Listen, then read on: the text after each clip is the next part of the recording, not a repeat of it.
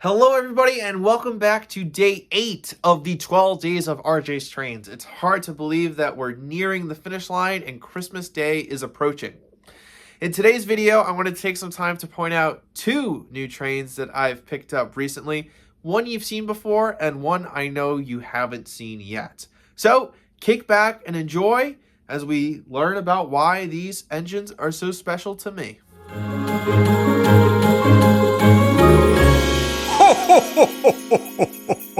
Merry Christmas, everyone!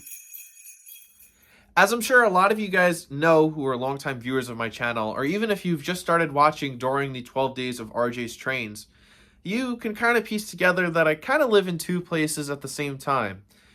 I'm from Long Island, I grew up on Long Island, and the layout that you see here next to me is here on Long Island.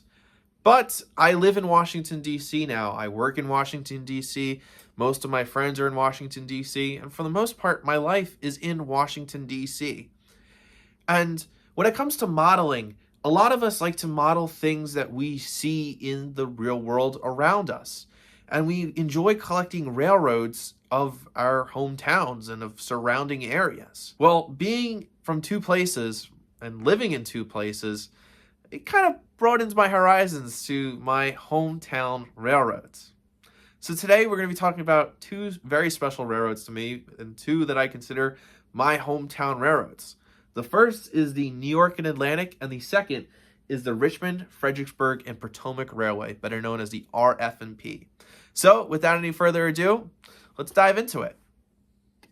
So I've talked a lot about this New York and Atlantic non-powered Jeep in my York video. So there's a link popping up in the top right-hand corner of this video right now, and you can go to that video and you can see why the New York and Atlantic is so important to me.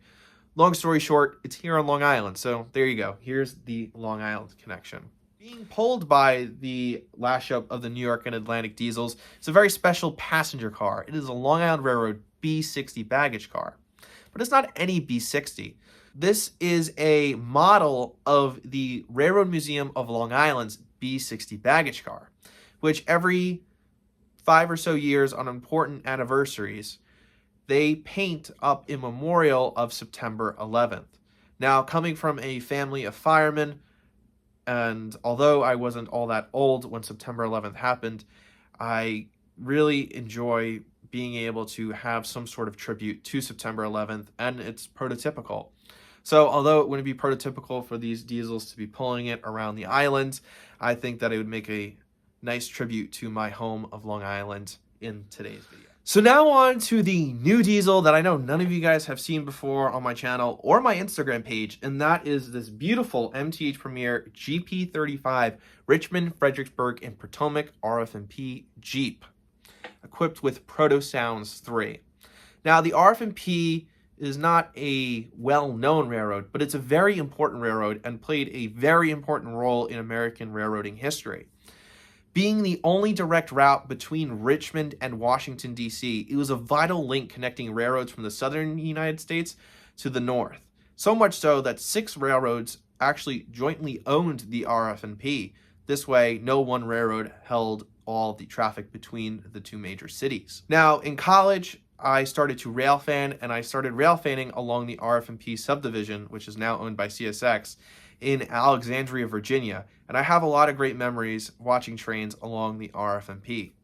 Although the RF&P was absorbed into CSX in the 1990s, I still consider it the closest thing to a hometown railroad, similar to the idea that I model a lot of older Long Island Railroad stuff.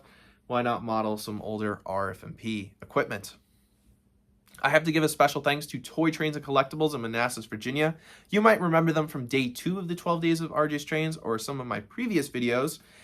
And they helped to hook me up with this RF&P GP35. So it's even cooler. I was able to buy it from a local hobby store in the area that the RF&P ran, which is super exciting.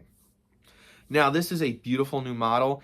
And before we fire up these New York and Atlantic diesels, I do want to take a second just to show you guys how amazing the new Protosounds 3 GP35s are from MTH.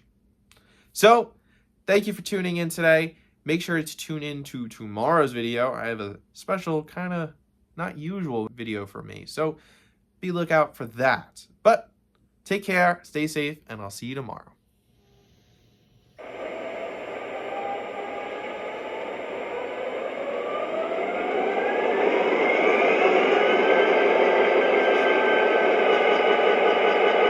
I got it stopped already.